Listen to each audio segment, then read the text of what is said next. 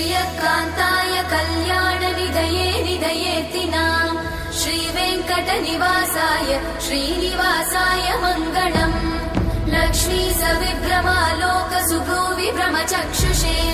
चक्षुषे सर्वलोकानां वेङ्कटेशाय मङ्गलम् श्रीवेङ्कटाद्रिशृङ्गाग्रमङ्गलाभरणाङ्गये मङ्गलानां निवासाय श्रीनिवासाय मङ्गलम् सर्वावयव सौन्दर्य सम्पदा सर्वचेतसां सदा सम्मोहनायास्तु वेङ्कटेशाय मङ्गलम् नित्याय निरवध्याय सत्यानन्दचिदात्मने सर्वान्तरात्मने श्रीमद् वेङ्कटेशाय मङ्गलम् स्वतः सर्वविदे सर्वशक्तये सर्वशेषिने